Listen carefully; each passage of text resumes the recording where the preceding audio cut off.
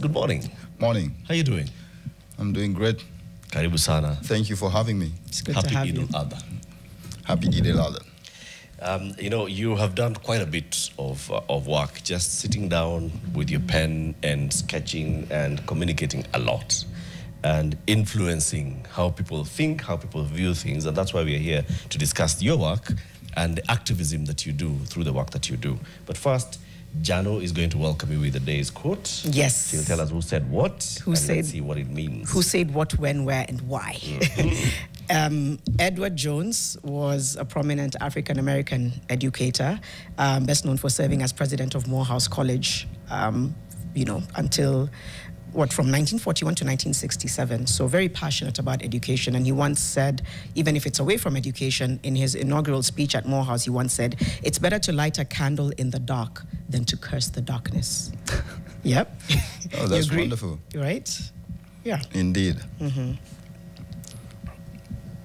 Yeah. Yeah.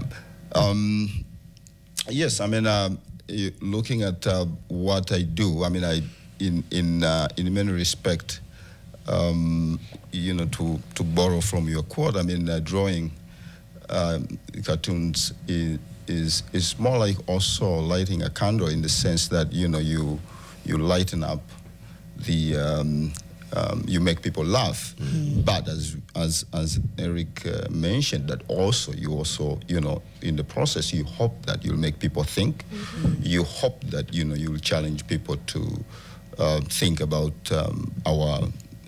the issues of the day, mm-hmm. and so forth and so forth. So drawing itself is always overrated. I think I've always thought that everybody can draw, by the way.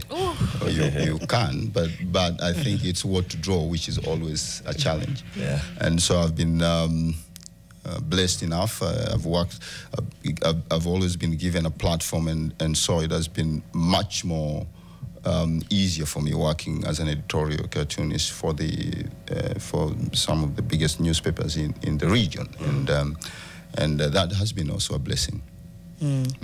When did you decide that you're going to convert your talent into editorial cartoons? Because you could do any other thing. You could draw. You could do other satirical cartoons or comical cartoons. Could do Andy Cap. Yes. Kina Kazibure, and so on and so forth. Madenge. Why editorial cartoons? So, I mean, I grew up also actually, with all manners of, drawings and so forth. And I have also, to be fair, over, when I started, I just used to draw all manners of drawings. I mean, I painted, that's part of growing up. I mean, I studied fine art in high school and so forth. But part of being an editorial cartoonist requires you to read a lot, to be very much aware of the issues that you're dealing with. And so I was always this, kid who's always passionate about global issues and so forth. And up to today, I mean, I read a lot about history, what is happening, because then you are able to connect your drawings to the issues. Right. And of course, editorial cartooning is more of it's an opinion, but also you want to say something. You want to challenge the power that be. You speak truth to power, so you have to be aware of the issues that you're dealing with. Yeah, so that have always been. It's a big part of being an editorial cartoonist, right, and a satirist for that matter. The satire bit we'll get into. I have so many threads to pull on, starting with education. But I just wanted to share, not a quote, but just something that someone I was speaking to said to me, and he's a comedian, a satirist as well, said, you can't be afraid of what you can laugh at. That's why it's important for him to do political satire. Yeah. Does that ring true for you as well? Yeah, and the thing is, satire is, you are a modern day court jester, and so you are that kid that tells the emperor that you're naked, right? And so, And so, you know, you know, and it has, you know, satire has this very inherent kind of, you know, thing that for whatever reasons that, you know, it pierces through, that, you know, it goes to the heart of the matter. And so throughout history, you see that, you know, cartoonists, satirists have been, you know, have gotten into trouble simply because, you know, of actually it goes, you know, to the heart of the matter. And so that is probably what distinguishes it from other mediums. Right. And I think it is, you know, at the core of what satire does. And so you find, you know, dictators and authoritarian, you know, rulers and presidents, you know, don't really like satires. Get Not rattled. that much. I thought court jesters were there for the entertainment of the king, too. Not to make mockery Yeah, of the not king's to mock work. the king. Not quite, actually. I think they, you know, they were there to remind the king that you are mortal. By the way, they were there to do that. And of course, you know, they, you know, satire, you know, the role of satire is always to push the envelope. And so, you know, sometimes satire is seen to overstep the mark. But most importantly, also satire has grown also to question the very society Yes. that it belongs. So its role is broader than that. It's not only, of course, first is to speak truth to power, but also to question the very society about its role, about what you know, what you know, so the society to think for itself, and to question, you know, a lot of things that are happening. And so, you know, it's much broader than that. Yeah, I think in a few moments we'd love you to just kind of take us through some of what Right. we're seeing on screen, Like like that one. Wait, let's go, Jackson, let's go back to that one. Yes. So in this one, for those who are on radio, we're saying, what are we looking at, Gado? Yeah, so it was during the Gen Zs, and I think the idea was, you know, when the president was in trouble, and you know, Ruto has always been compared to Moi in many respects. But one of the issue during that time was, you know, this is very new. You know, the country has never dealt with, you know, Gen Zs before in this kind of uprising. And I kind of went back and thought, well, how would President Moi, you know, how would he have, you know, handled it? I mean, I also started, you know, working as an editorial artist, you know, During in Moi's time. 92, you know, during Moi's time. So I have also a recollection of how things were. And it is actually quite interesting. Times have changed, of course. And so, you know, that was actually a very interesting sort of like, you know, look at it. I mean, how would he have handled it? How would you have For handled our it? listeners, it's a bust of Daniel Arap Moi. Yeah. It says, you know, Daniel Arap Moi, 1924 to 2020. Yeah. And there's someone who looks strikingly similar to our president on his knees, looking up at the bust of Moi. And Moi is saying, look, I don't know how to deal with Gen Z. You're on your own. You're on your own. I don't know how to deal with Gen Z. You've done so many over the course of your career, a lot of cartoons. Which one would you say was your most powerful act of resistance? That's difficult. I think, yeah. I mean, I've done quite a lot, and I think there was and so for any editorial artist, you know the impact of your drawing by probably the amount of pushback you get. Yeah. You know, or you know, then you know that you've done The something. anger you generate. In fact, there is always a say that if actually, you know, you do an editorial cartoon or cartoons and nothing happens, then you know there is something wrong with what you're doing, because that's the very nature of editorial cartooning. You know, you have a license to offend, and so I hope that I've used that license well. Oh, you have. Yeah. As a Yes, person I've who done. has I've looked at done a your work, lot of. Which ones have you received like the greatest pushback? Yeah. But I hope he has no doubts from about states. Yeah, the about impact. the impact it has. Because I think that was We're here one to of- validate right? that there's impact. My first exposure to satire was probably Yeah. through cartoons, and and then you grow into it and you exploit in other mediums as well, and you start thinking of you start understanding why and what's truly happening. Because at first, as a kid, you just laugh, you start to recognize the characters, and you're like, ha ha, and then you're like, oh, there's a message. There's a message. A light bulb goes off, Right. and then and so on. But which one was the most? Yeah, I think I did. There are a number of them. I mean, some I won't get into them because I've quite unknown to many during my time at Nation. I think the Daily Nation, has been taken to court a number of times because of my cartoons. So I know but these were never publicized. And I know I did a drawing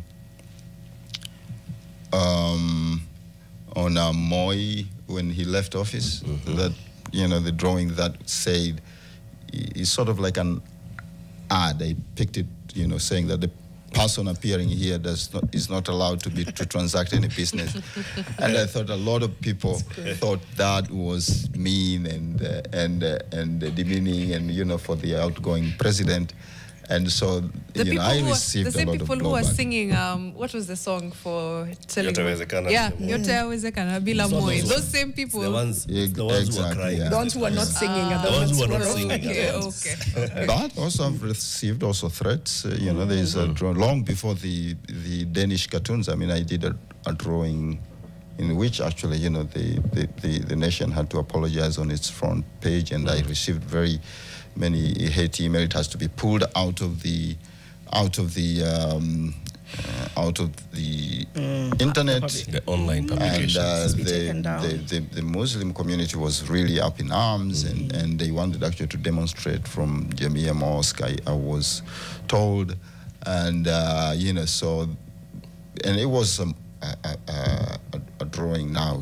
We, incidentally, we are celebrating Eid. It was a drawing of a female suicide bomber strapped with bombs and asking a mullah or a sheikh, saying, so if I go ahead with this mission, am I also going to get us, the 72 virgins, That's and I satire, thought I was being cute, but so it was. But the message was that we had also a lot of, at that time we had a lot of female suicide bombers in the Middle East. Yeah.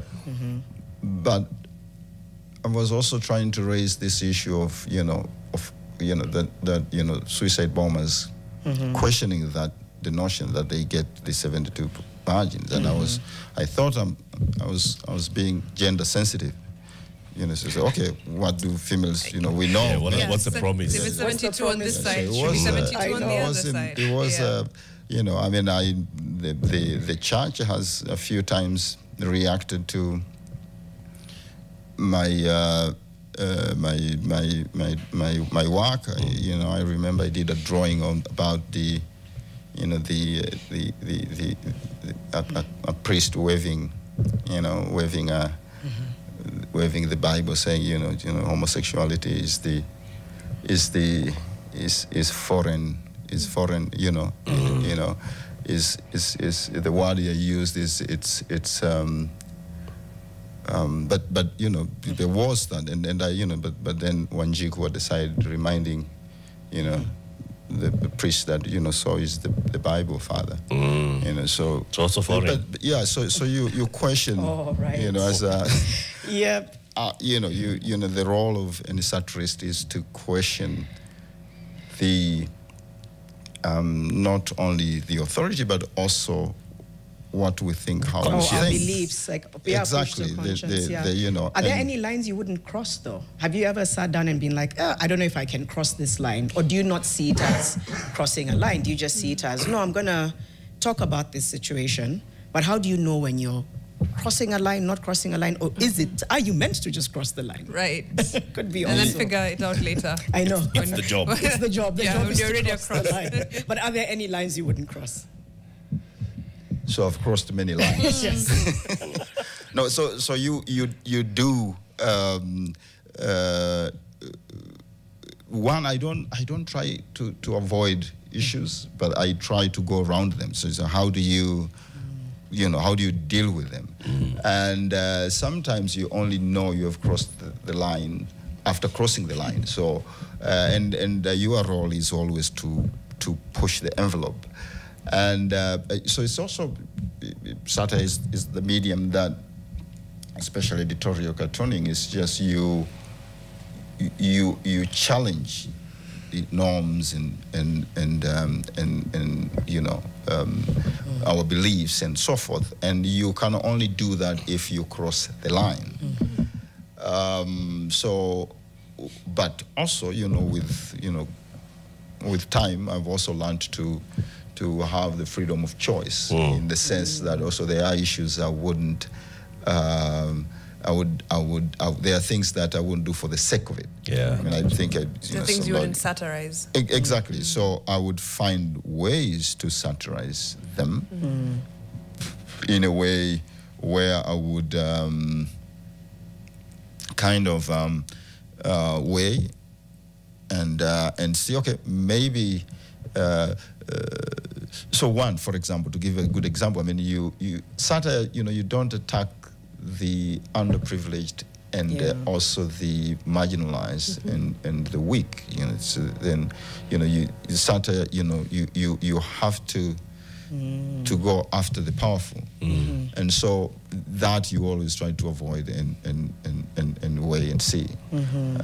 Are these guidelines self-taught? Because when you think of a newsroom, the Daily Nation, there's editorial guidelines.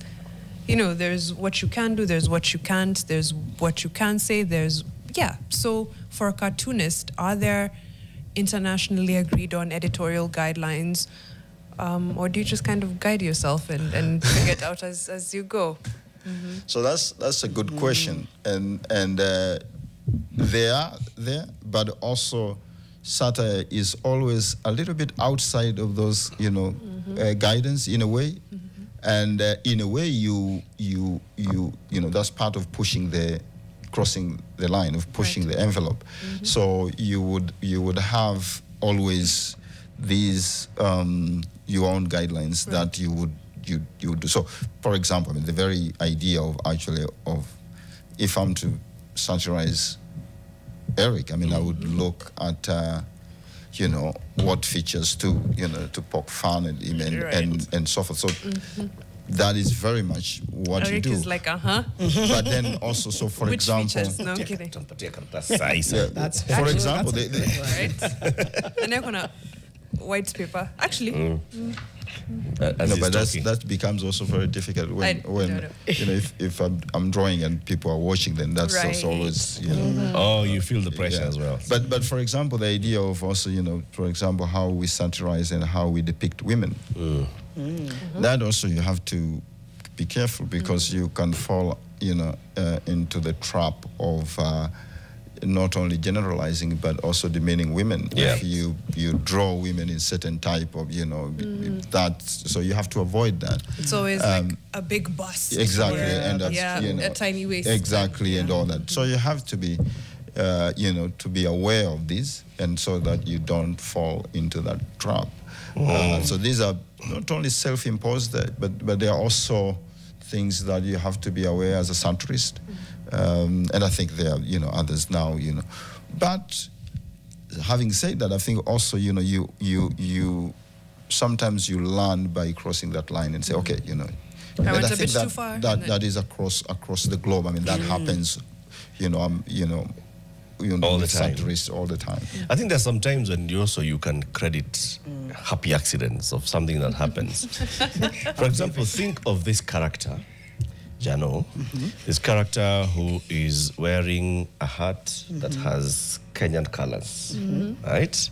I'm thinking. And a big nose. Who's that? When you see Gado drawing that person, Yeah. you can tell who that is. And then there's a character who is also wearing a turban. Right? Who's that? It's the same person. Right. The turban was a happy accident, or even the kofia. You go with what's happening around that time, is it? Yeah, that's true. Yeah, that's true. No, yeah. I mean, as a satirist, also you benefit from what is happening. That's part and parcel of the work you do. And so actually, to be honest, I actually plagiarized that, in the satirist. That's one thing we do is like, sometimes you see something, said, this is what I will work with. And so I think at that time it was the Western Hotel was happening, and I think what the story was, the hotel is owned by Sikh. Yep. And then after a while, I think the president came and said, "Oh no, you own this." So I said, "Oh, so you are the Sikh, You are the Sikh. investor." So it was Gave him a just turban. exactly. So that was how I came back. I came with that idea, and it got stuck. But also the other interesting thing about satire is that I think, especially rather editorial. Cartoons is that they have such, sometimes you do stuff and people come up with their own interpretation, and that to me has always been fascinating. And so and I've always joked that I have a copyright to my work, but not a copyright to their interpretation. Yeah. And I think that's also a thing, because sometimes people tell me things that I have no clue, and they say, "This is what you meant." And you're like, what? And it throws you off. You're like, that's Yes, not what I said, had in okay, mind. that is not what I meant, but okay, that's fine by me. Because it creates a conversation. Yeah, and that's exactly Right. that's And part have of you it. ever struggled with an idea? You're like, I can see what's happening. I can see this issue, but I'm struggling to figure out how to put it into satire. Yeah, you do that, and it's a huge part of satire. So for example, at Daily Nation, my deadline was 6 o'clock or something, and so always editors would want a drawing by that time, but a lot of time I would push them. Part of it is because sometimes you struggle with the idea, it doesn't work the way you want it, and so you would go about it, and part of what you do is, as I said, it's not the drawing alone. To get a good idea, you have to read a lot. You have to be very aware of the issues that you are dealing with, and most of the time, you find yourself sometimes that is not working. So you go online, you go. And yeah, you struggle just like other journalists, in terms of actually coming up with an idea. But at the end of the day, your editors really don't give a hoot about that. They want the drawing by the end of the day, and you just have to deliver. The paper has to go to exactly. print. Yeah. So that's always a challenge. And a lot of times I think I've also been unhappy with my work at the end of the day, because I feel that was not that well delivered. It didn't come out as well as If I had more time, I would have been able to. Exactly. We're going into a break. I just wanted to read some feedback. Lenny says Gado was built differently. Keep it going. Your work changes perspectives in a good way. Edward Terry has talked about, government inaogopa kusikia ukweli, ndio maana inaona abducting the whistleblowers. Anyway, Gado, rudisha XYZ. David Mangera, ambia Gado rudisha XYZ. So there's already a call for it.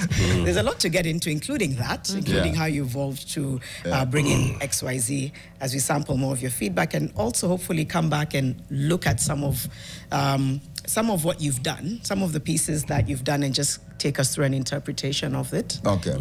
We'll come back and sample that in just a minute. But yeah, you're watching Fixing the Nation. This is on NTV. You're listening to us on Nation FM. But talk to us online. Talk about some of the pieces you've seen that Gado has done that stood out for you, and ask whatever questions you have. Our digital pages are open throughout. So we'll come back after this break and continue our conversation.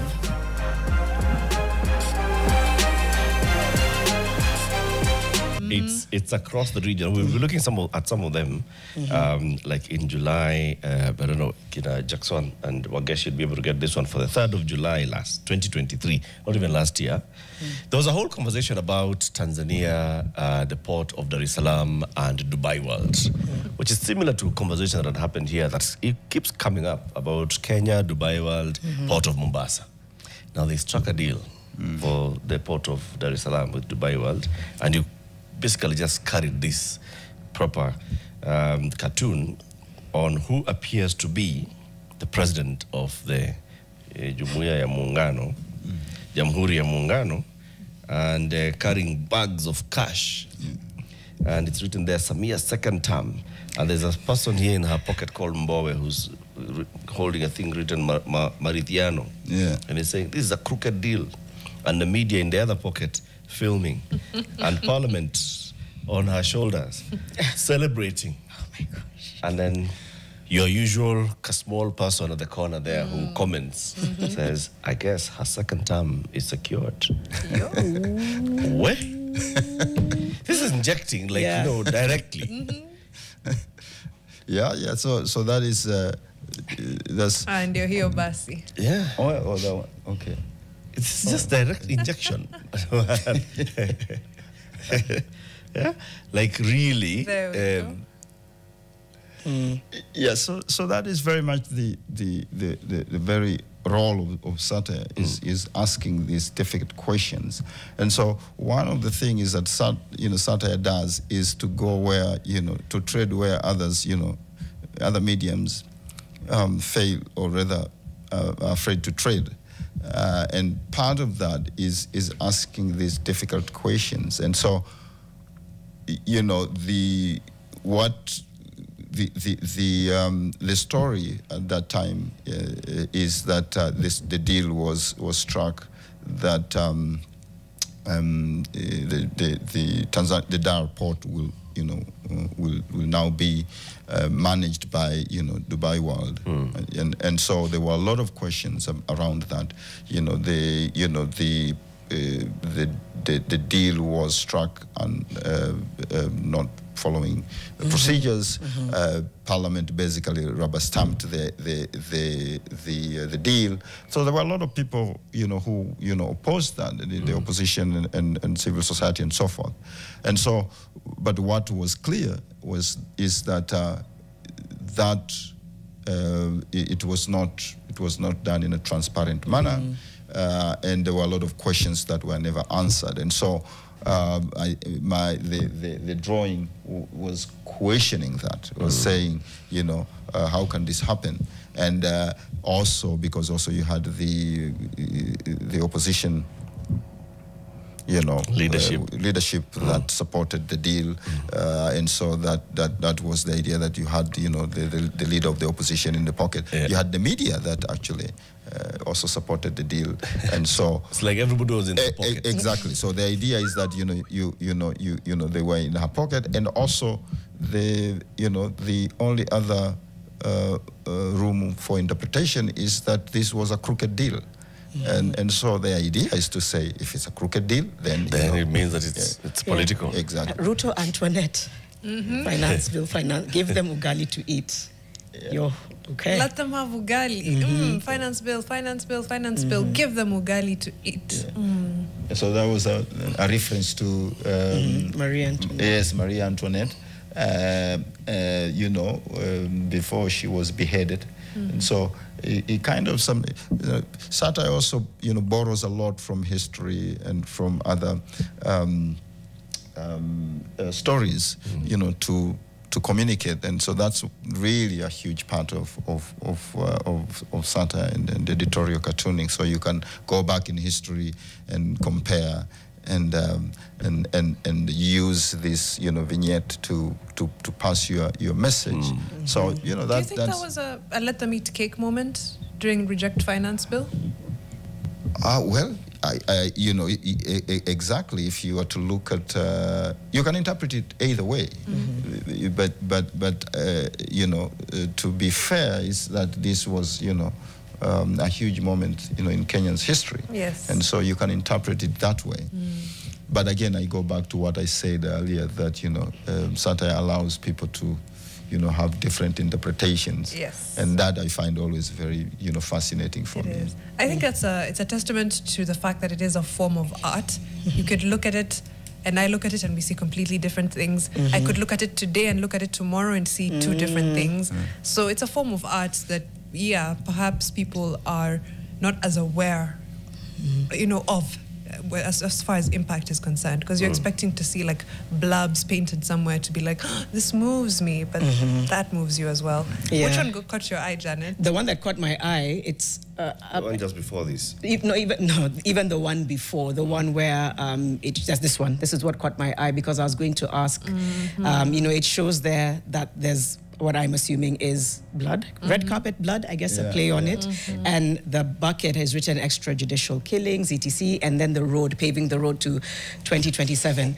One of the questions I wanted to ask Gado is, sometimes when there's tragedy that has happened, is it hard to reconcile tragedy and satire? Or do you just, obviously there's always something behind. It was tragic what happened to a lot of the, you know, the young people who were killed and abducted. But at the same time, this speaks volumes. This, for me, is a very powerful picture.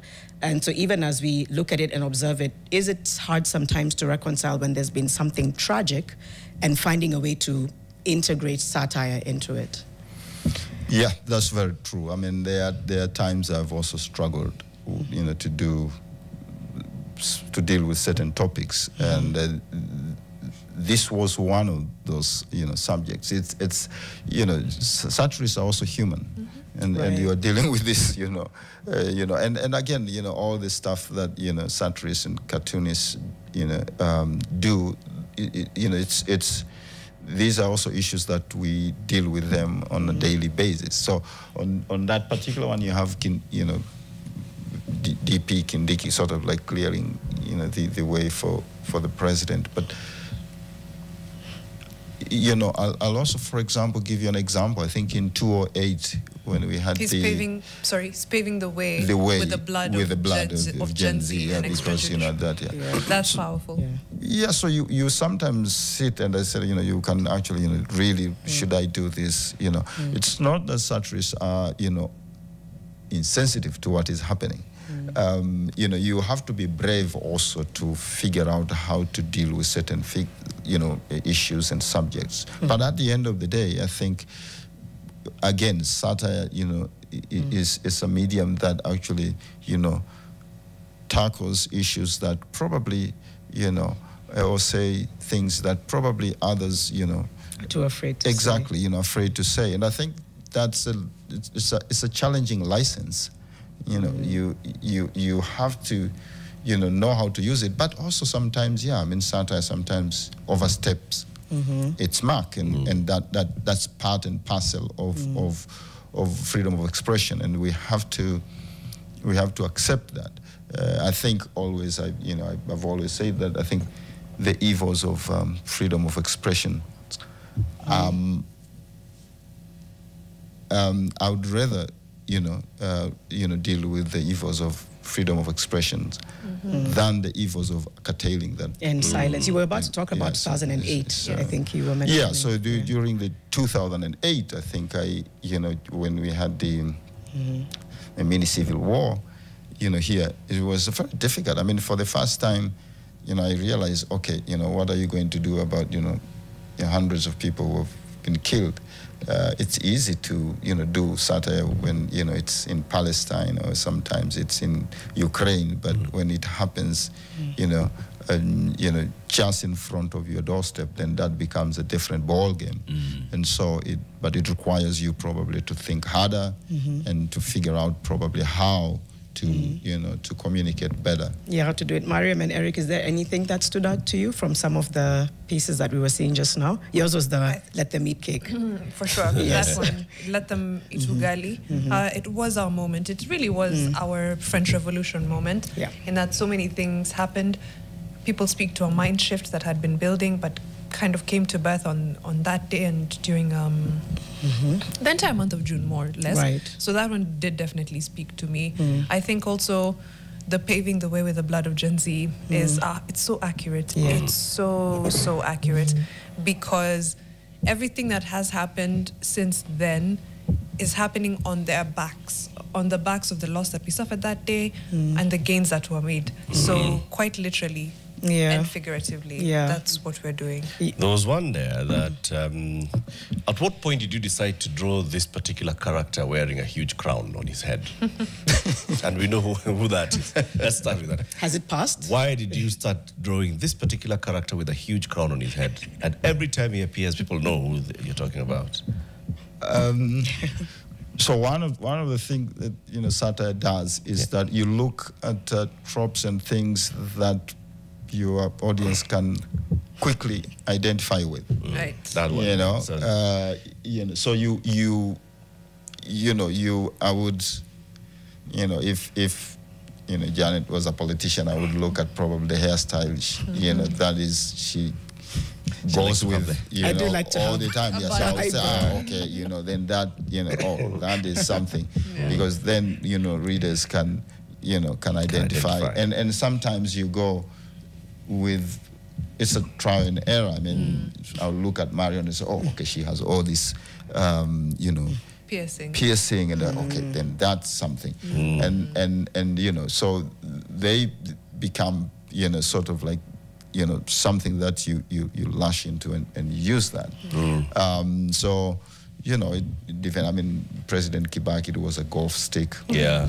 Moi, it was a rungu. Yeah. And sometimes and also exactly. And so so you work, and sometimes this also they change. Moi was very distinct. Very, It's very That's clear. one of the characters that we could pick out from anywhere. And actually didn't it was not alone. I think my colleagues also did that. I mean, they that started long before I kind of jumped into the scene. So that happens. And so with Uhuru, I think it was the crown, because it was always sort of this idea of him as a prince, he's coming from as a son of the former president, so it was also an easy one. Yeah, exactly. So you have so it was kind of an easy one. Well, Geshi, if you can just go back to one of those cartoons that you put there, one which has somebody who looks drunk and there's a bottle of power on the side, and there's somebody behind him who's putting some cash out of a cupboard, and so on and so forth. That one. This one, right? And then there's someone with a gun there, Matiang'i. Be afraid, be very afraid. What was going on at this Someone particular being point? puppeteered. So it was so at that, during that time, I think Matiang'i was the minister for Interior Minister, and you had President Ruto then as a DP, and so you all these allegations about corruption, but also how the Interior Minister used his powers and so forth, and so it was akin, the king being sleeping and drunk with power, where you have actually other characters doing all manners of things going around. And so I must admit, I mean, yes, there are drawings that are, that are very you cross the line. Exactly. I wouldn't say crossing the line, but they, that's part of what satire does. I mean, again, as I said earlier, I mean, the satire is, as a satirist, as editorial cartoonist, you are that boy that points at the emperor and say the emperor is naked, and so we shouldn't forget that. And so that idea of saying the emperor is naked can be actually, it's powerful, and it's not something that everybody would like to see, and a lot of us probably would say, while looking, I mean, looking aside, it's a punch in the gut, and it's also in your face. I feel like that's one of the reactions you'll get when you look at it. It's either it's so provocative that it's a punch in the gut. Yeah. And yeah, sometimes it's in your face. A bit of feedback. And in the next hour, I'm really curious to find out about the future of satire, given that we're in this digital age. And just shortly, maybe just talk about where we are with XYZ. But some feedback here on WhatsApp. I don't know if we can bring it up, but I'll just read it out. This is Saji from Thika. Congratulations, Gado. Mwambie atupe handles tumfikie for more satire classes. Gado is an inspiration. Can he try presidency one day? Okay. Greetings. I'd like to appreciate Gado for always being true to the craft by speaking to power consistently for decades. Now that is a hero right there. Hi, I'm Iga, Gado's fellow cartoonist. I'm here today because Gado gave me an opportunity and a platform.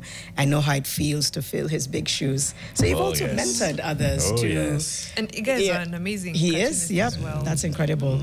Yeah, I've been blessed enough to get much earlier in my career, get a platform. And so over the years, very much worked with many young artists and cartoonists and illustrators and writers. At XYZ, we had a very big training program with young satirists, and I've always been blessed with that. It's something that I also enjoy very much. It's working with my fellow artists, and so for me that also has been something that has helped me a lot, to learn. I've always been a student of my craft. So. Oh, that's good. Yeah, so is there a significant difference with some of the younger cartoonists coming up? What similarities or differences do you see from yourself? Is there a brazenness that they have, perhaps? Is there a different outlook they have in terms of how they translate satire? Or are they too timid? Oh, that's also. On the other hand, are they? There are many things about timid, because now you have also, social media, so you don't need actually, newspapers, and other mediums to speak out, and so they are very much, brazen out there. Yes. And also what is interesting today, I think, unlike my time, you find that news is always out there. If something happens today, it doesn't wait until tomorrow. Paper. I mean, I would work with newsroom during my time, and I would know, okay, tomorrow we are writing this, and I would think through and say, okay, today, it is something happens today, it is in your face, the next moment. And so one of the challenge, as a satirist is, so what do you do with that? So I think these last 10 years, probably, in my work, I try to be more analytical. You try to be more, you don't just report, or you just don't draw, you try to look ahead and say, okay, what would this mean to a particular situation? What would this say? And so forth and so forth. And so it has probably, I would say, it has made us, probably cartoonists and satirists, it has made us think better and to compete better. So that is one thing I would say. But yeah, I'm also impressed. I mean, nowadays you have memes, you have those are form of satire. Absolutely. And they are very much they are if you look at Instagram, TikTok. I mean, there's a lot of satire going on. I think very present. I would say. Right. The memification of life. I think, again, memes borrow heavily from cartooning. It's being able to make fun of something or being able to capture an emotion or feeling in just, one drawing. And then we think about the kind of thought process that went through, that someone went through to get there, the kind of thought process you go before you draw. And then you think like AI is now being prompted. Give me a cartoon of Godfrey Mapembwa at Fixing the Nation, and he looks sleepy, and the hosts look bored. Someone trying to set to like so then it prompts, bring it to life. Yeah, and it just does exactly that. Does that take away from what you're doing? Do you worry about it? Does it add? Yeah, what's your feeling? Yeah, so it's interesting what is happening today with AI and all that. So far, someone, it doesn't worry me one bit. I think I like to think as if also as a tool, and there are areas that you can work with it. I think it's, for example, I try to work with it when it comes to television content or online content and so forth. It can quicken your work and make it sort of like your research, for example. But when it comes to that, so far it is actually quite dodgy. So if you tell, for example, like that, and then you give it will just give you, it will give you a drawing, and you probably, but there will be lots of issues with that drawing. I'll have 7 exactly. fingers. You might have, I'll have 7 fingers. You might have 6. Yeah, because like maybe with time it will get better. Yeah, it's improving. Exactly, but at the moment also that's the issue. And also what is important a lot of time is the context. And actually there are a lot of you need context in terms of what the subject matters that you're dealing with, and sometimes that that lacks. And so but I'm not worried about it. I think it is challenging in the sense that you see some of the drawings out there. But I think I'm not that worried. And most importantly, it's also, AI depends largely on the amount of information that, is also out there. So that is also, a limitation, but also with time, that will get better. Yeah, so. It'll get better. And yes. I think it'll place a really big premium on human art. I think that's what AI will do for actual artists. I know there's that proliferation of AI art everywhere. I think what it does is place a premium on someone who's... Yes. Like organic food. Yeah, it looks like Kado is about to remove something, but I want us to go into a break. Unless you want to show it to us. I wanted to forget, by the way, so this is my new book also that has come out. Oh, this is great. So you Hustler have to, I got just one copy. Yeah. I think so. Janet and Mario, I think when I got this, I signed for Eric. Okay. But I promised to get also a copy. Oh, each. for us, that's great. Wait, you'll show it to us in just a moment. I know we do have to go into a break. It's coming up to 8 a.m. We have with us Godfrey Mwampembwa, better known as Gado, cartoonist, activist, really just talking about satire and the role of it. When we come back, we'll talk about what's next. We've already started touching on it. What's next for satire? What's next for Gado? And what's next for how we capture what's happening in the country and in the region. But it is coming up to 8 a.m. on Fixing the Nation, NTV, Nation FM, across our digital platforms. Keep engaging us. We'll be back after this short break.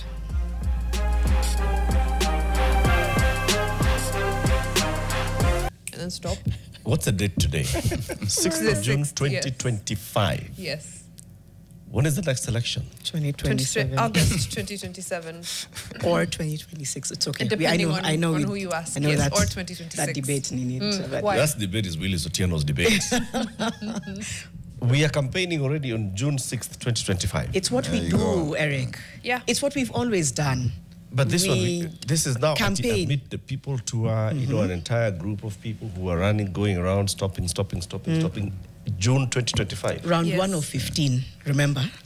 I've always thought that satire always tries to catch up with politics in Kenya. The satire is always behind. Right. Because it writes I agree. itself. I agree. Honestly, sometimes it's like if someone is writing this, they're too creative. Yeah. You can't see the plot twists coming. That's a good one. Cannot. You can't imagine them. Speaking of, we were talking about sometimes you actually foreshadowed. able to. How does that happen? I think let's talk about one. Some of them. 15th October 2023, your cartoon has a guy here who's wearing a Dio's hat.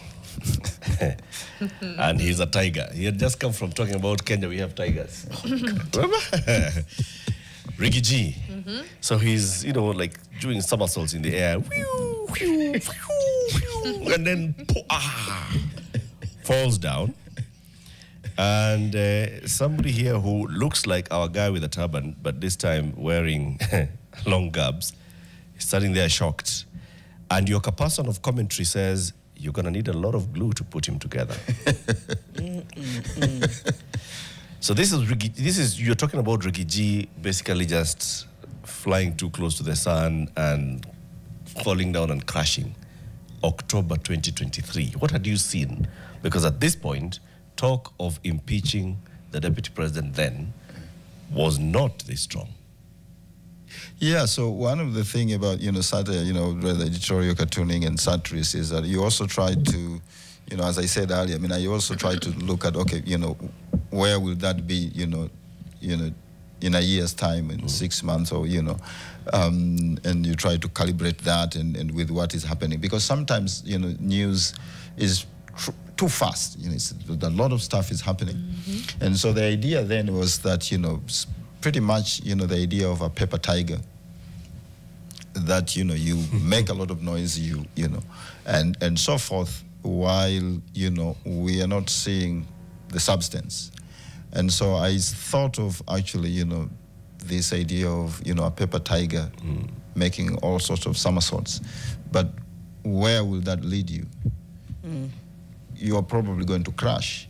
And so that was the whole idea. And, I think it's true. Ricky G is going to need a lot of glue to, to stitch him back together.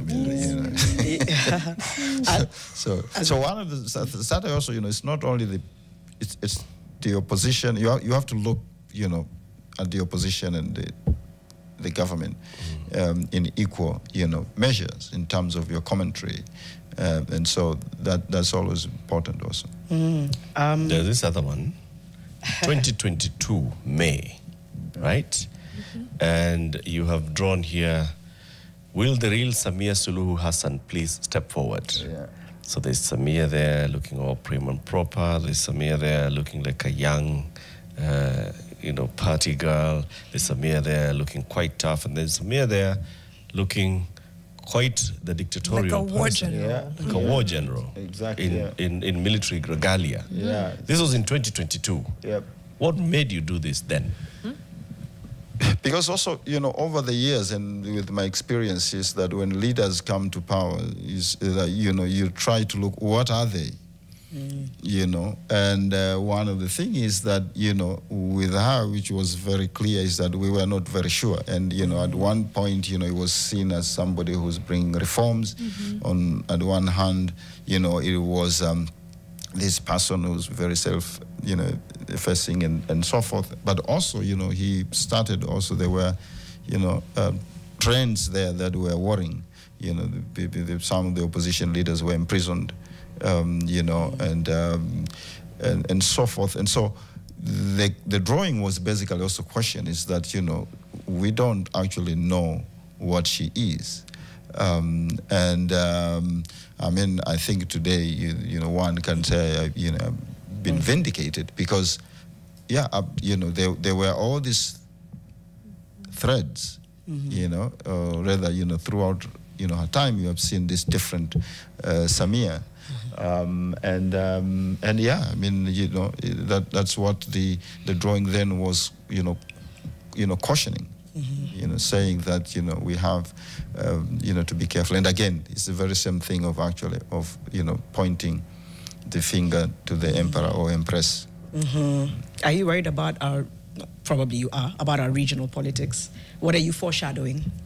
Or should we wait for the, for the peace? I'm worried because of actually, we are seeing that the gains that Kenya and the region has gained are being eroded. And I think the bigger challenge is always how do we safeguard those, gains, the freedom of expression, the even regional gains. If you have activists being harassed for no reasons, that's not a good sign. If you have, opposition leaders being abducted, from one country to the other, those are not good signs. I think, 5 years ago, nobody would have, thought about, these things. And so we that's a challenge. And I think, we have to very much guard the freedom of expression. I think there is a quote that I always like to use by that freedom of expression is the breath of humanity. I mean, we cannot let that being taken away. I mean, you can take away other things, but the freedom to express yourself, that is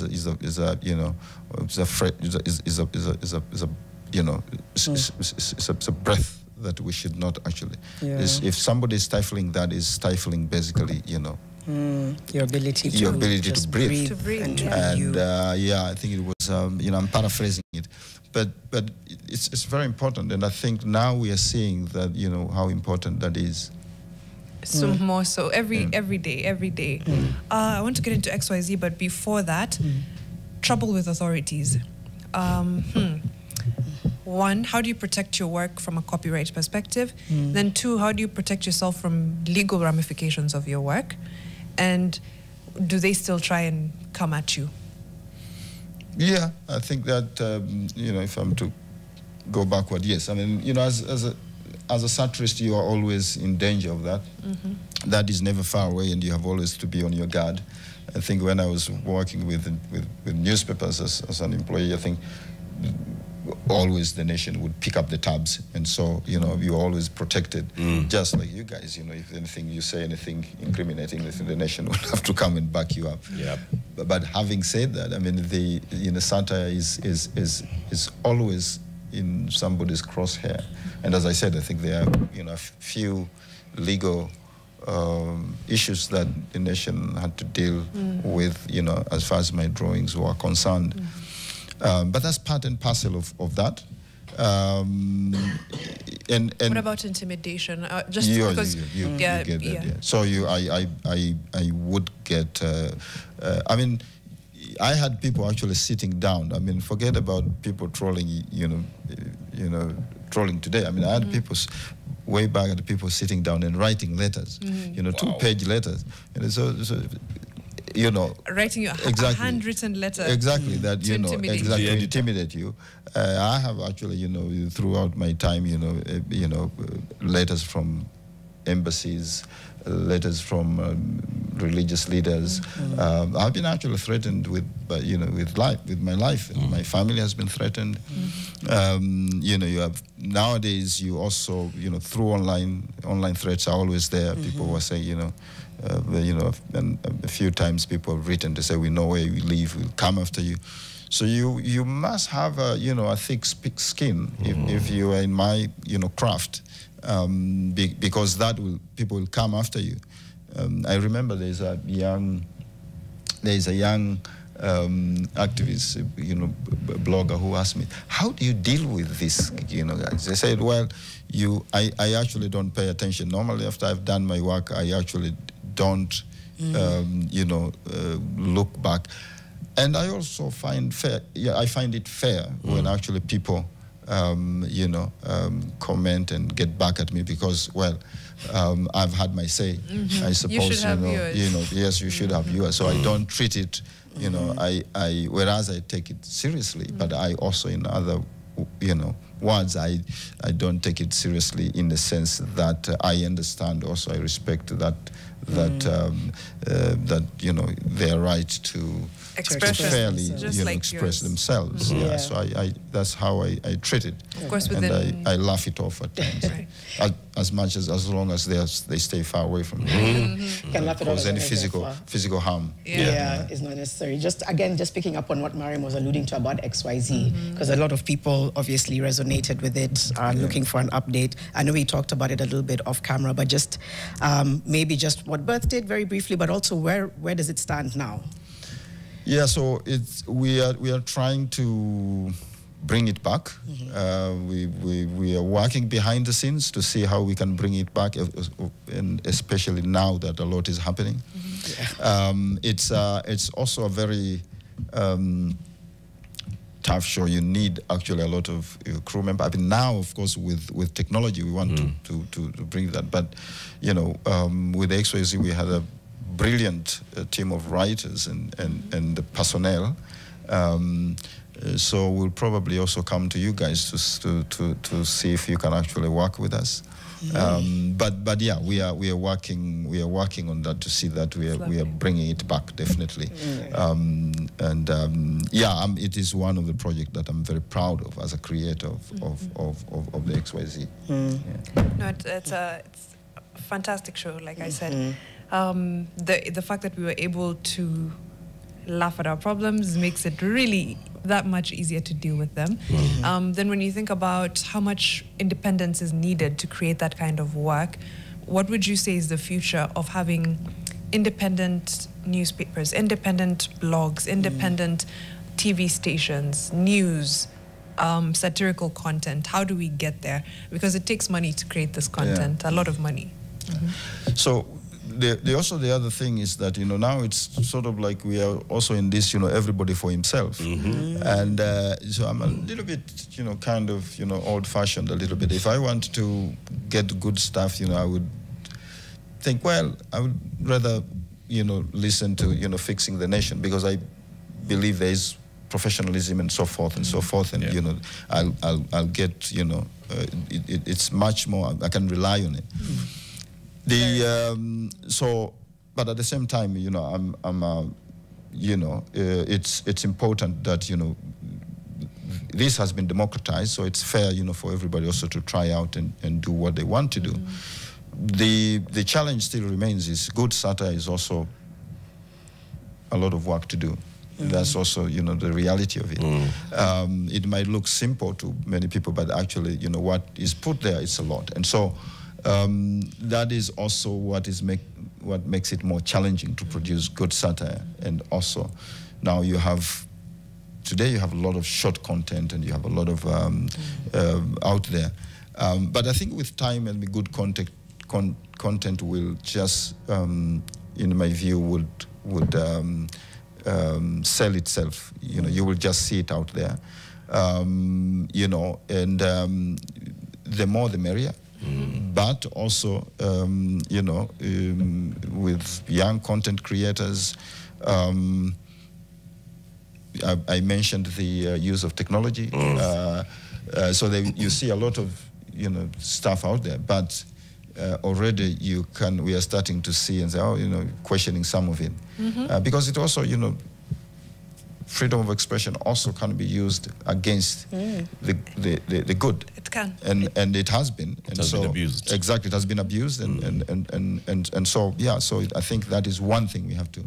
Positive propaganda and the other way around. Exactly, disinformation, misinformation, and there are people who are willing to pay for it, and we have seen that people who are sponsoring that. More importantly, you also have actually actively authoritarian leaders who are actually actively, pushing for misinformation, disinformation, and propaganda. I mean, you have, presidents like President Trump. I mean, he's not shy to actually to push misinformation and propaganda without exactly. Right. So we have to be careful with that. But that's also part and parcel of the world we are living today. The challenge is, how do we actually deal with that? Yeah. And now, just as we begin to wind up, we can't wind up before talking about Hustler versus Gen Z. That's editorial cartoons from the East African Standard and the Continent. And of course, I think Eric will try and give us and capture it so that we can see. As you tell us, for our Nation FM listeners, the cover of the book has a military strongman, huge, with a big AK-47 and it's not a keffiyeh, it's just a hat, that one. Is it a keffiyeh? It's just a hat, right? It's a Mobutu hat. It's a Mobutu, yes, it's the Mobutu hat, yes, with the leopard print. With the leopard print. Mobutu Sese. Right, okay, I've put two and two together. There we go. Took me a second, apologies guys, but we found our way. And then holding that AK-47 up at a Gen Z woman who is holding a Gen Z baddie. Who is armed with her phone. Oh, wow. Yeah. I love the attention to detail, like even the hat. You know, somebody would have just said, "Oh," but it's like, nope, it's Mobutu's. It was Mobutu's signature. Yeah. Oh And gosh. it means something nowadays in Gado's cartoons thereafter. And in fact, there's one where you capture the beginning of bringing Gado into a present Mobutu and a present leader together. This present leader looking at Mobutu's portrait in the wall And being like goals. I mean, the fear. Looking up to. But tell us a little bit about this. And then this is This is lovely. I love To this. Eric Latif. And Janet and Mariam. Wait. Yes. Okay, Mariam, read it as it is. Let me just read it as it is. I'll get your copy. No, so it's fine. you have I promise that. I was being funny, but go ahead, Mariam. Yeah, it says to Eric Latif with admiration, and Gado's signature right there. Alafu, there's the Mobutu guy. Mobutu guy. And he's just like, stop fixing the nation. Stop this fixing the nation thing, or I'll fix you. Nice. But we made it to a Gado book. Hey. If ever there was a Tumefika moment of all, it's this one. So this is a compilation, Gado, of the work that you've done for since what? What's the first one? I think 2017. Yes, I think 2017 all the way to 2025. It's So that's the centerpiece of the book is the Gen Z's demonstrations in last year. And so the cover speaks for itself there. You know, you have the Gen Z with the phone against the barrel of the gun, and so it speaks to the events, to what the future of again you say the future of even satire in the sense that today you actually the young generation, they fight using their phones, whether it's the memes, whether it is actually the content that they produce and so forth, and so that is the very the story of the book, but it also it has captured the events of the political events since 2017. Yeah, and globally as well. There's and a globally, yeah. So it talks about you have this 2017 elections, the last year the 2022 elections, and you have the corruption scandals, you have the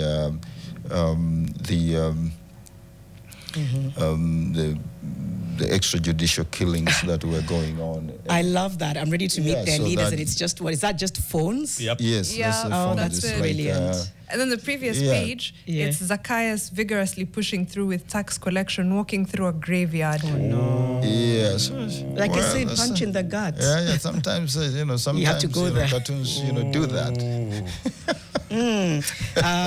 Kefa Mokaya, as we go through, I remember one cartoon Gado did back in the 90s when Sigalame High School went on strike and burnt their principal's car with a quip. Ebisi Robino, these fools, they don't even know a Bunsen burner. Do you remember that? Yeah. That's Kefa Mokaya reflecting Julian Gi. Today I've seen physically, Mr. Gado. Well done. You worked with my son. Tell us the name of your son, please tell us on the comment section. Wamutego TV, Gado has been so consistent over the years, a brilliant illustrator, and honestly, really chill in person, which is amazing considering everything he's achieved. A true legend. 100% agree. Yes. The next generation of satirists, you've spoken a little bit and you said, they're not timid in any sense or any form. But I want to see what satire will look like, how it'll change over time. And I don't mean from like an AI perspective, but is it more mimification and less, I'm just trying to see the future as we move into. I don't want to be an oracle and predict the future, but I'm very optimistic always, and I think I'm very optimistic about the future of satire. Yes. I think sometimes it appears that there's a lot of confusion, but actually I'm actually very, very optimistic that satire will outlive all of us. I think it will just take different forms and mediums, Yeah. even the mimification. I think they will get better Right. with technology, and also they will get better with the in terms of the quality, because you know, people are getting better in terms of actually, you know, understanding the technology, what it can do, and so forth. Personally, I'm excited because you know, I think I would do less work. I would do more thinking, which is very good. Then I would spend my time, you know, doing, you know, less physical work, but also less, rather more thinking. Yeah. And to me, that is actually quite something. Yeah. But also, more importantly, actually, I'm also very much always in, you know, technology today allows for better and more collaborations. Absolutely. And I think that to me is actually, you know, is more fascinating, that I Yeah. can actually, today I can say, you know, I can, you know, by the way, you know, Mariam here, I can say, look, we can actually create a character, and actually we can work with her, that actually this satirical character can do things, and then we can, you know, write with her, and so forth. So there are quite a lot of opportunities that are coming. I think what is, you know, there's a lot of commotions, but if you look clearly, actually there are a lot of There are opportunities opportunities coming up. and I think that's where we need to look at, Very especially I in was the going to ask where creative this sector. is available. The Where book. peop- Yeah, so it is actually Zand Press, that the publisher, and yeah, you can get it there. It is quite cheap, by the way. I must admit, 2,800. So, Wow. But you know, it has also come out at the right moment, Yes. because we are going to the next budget reading. Yep. Will be coming soon. Yep. So I think the next finance bill. So it's important that we are reminded of the events that Yeah. occurred a year ago. Exactly. Yeah. Sorry, Latif. And we're coming up on the anniversary of June 25th. Yeah. I just wanted to ask somebody who's watching this and they think, you know, I have got a talent in drawing and I don't know how I can make money, right? We can make money outside of this show by being communication consultants, by, you know, moderating events and so on and so forth. As a cartoonist, if you're not drawing for the major newspapers, where else do you make money? So one is that there is also lots of opportunities today online, and you know, so you have you can do a lot of work and just post it online. Now, the challenge with that is probably, you know, people think that probably you would, once you start posting your drawings or your satire, your memes, then you will get Money immediately.